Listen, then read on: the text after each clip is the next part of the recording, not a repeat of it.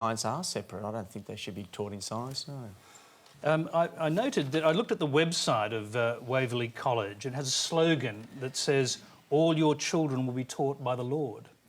What does that mean exactly?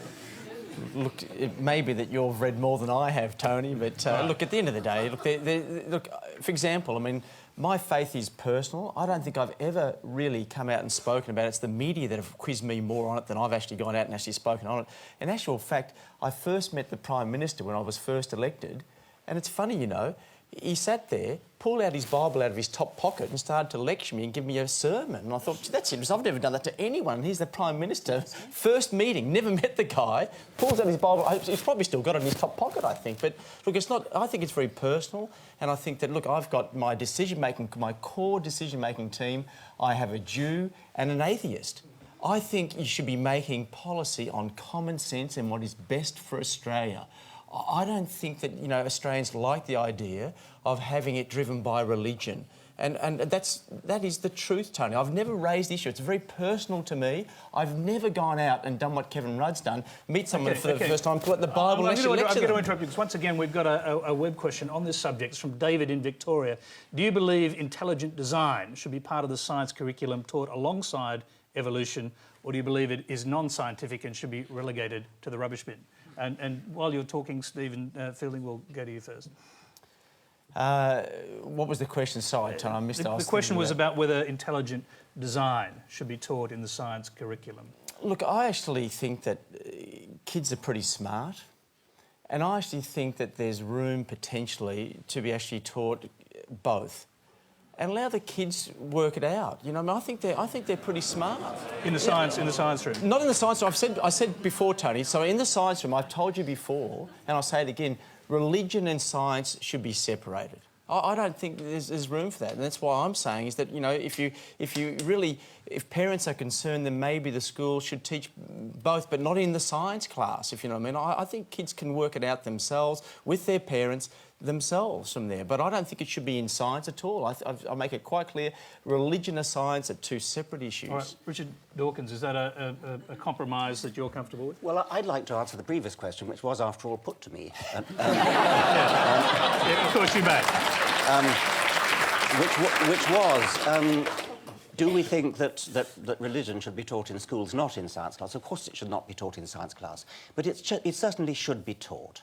Religion is a very important part of our culture. As Julie Bishop has said, it's a very important part of literature. She also said it's important for our morals. Like, goodness sake, I hope we don't get our morals from it. No, I said it's a basis for Western morality and thought. Well, I very much hope it is not the basis for Western morality. And it has been. It is the basis for a lot of Western literature, and for that reason it's very important to teach it.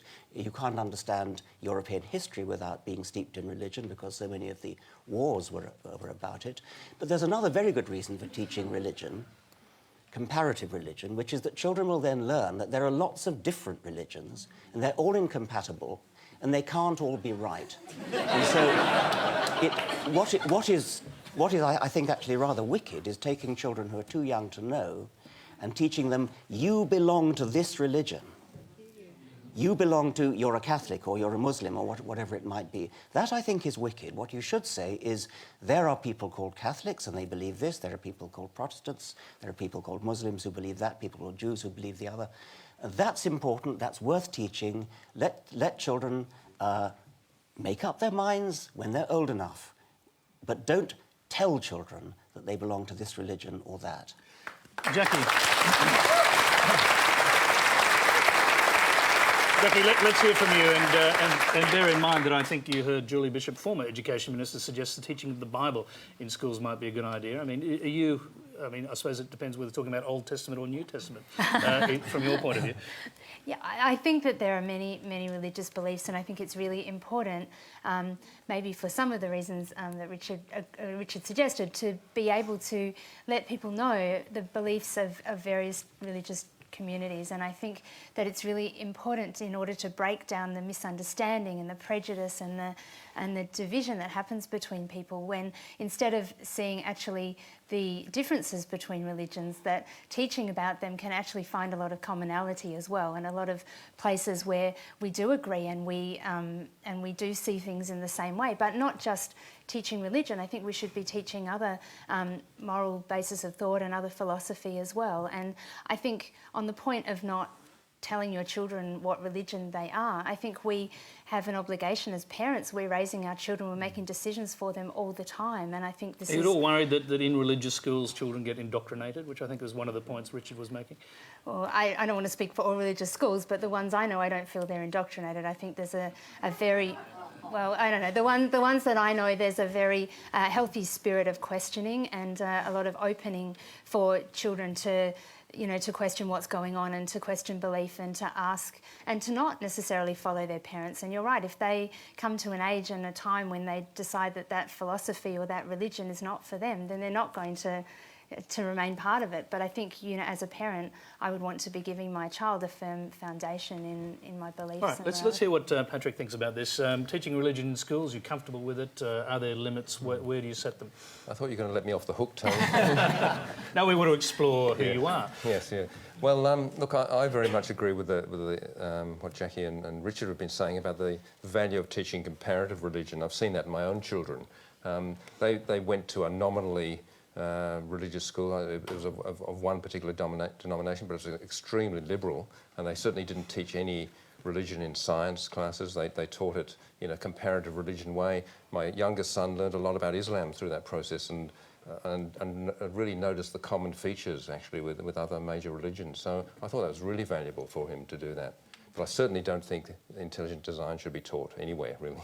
OK, you're watching Q&A, the live and interactive forum where you get to ask the questions. Our next question comes from in the audience. It's from Hamza Qureshi.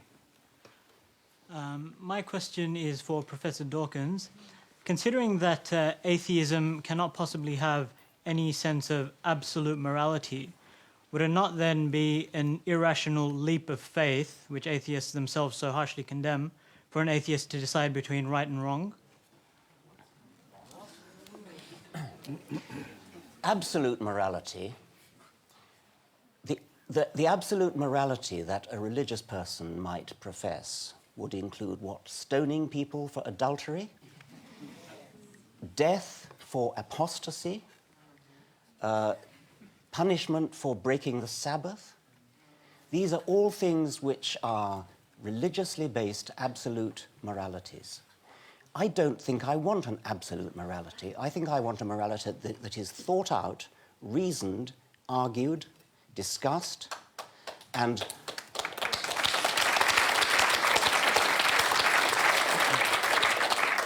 based upon, I could almost say, intelligent design. Can we not design our society which has the sort of morality, the sort of society that we want to live in? If you actually look at the moralities that are accepted among modern people, among 21st century people, we don't believe in slavery anymore. We believe in equality of women. We believe in being gentle. We believe in being kind to animals. These are all things which are entirely recent. They have very little basis in biblical or Quranic scripture.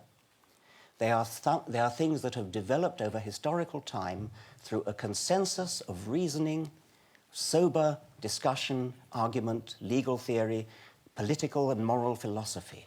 These do not come from religion to the extent that you can find the good bits in religious scriptures. You have to cherry pick. You search your way through the Bible or the Quran and you find the occasional verse that is an acceptable profession of morality. And you say, look at that, that's religion. And you leave out all the horrible bits. And you say, oh, we don't believe that anymore. We've grown out of that. Well, of course we've grown out of it. We've grown out of it because of secular moral philosophy and rational discussion. Tony Burke.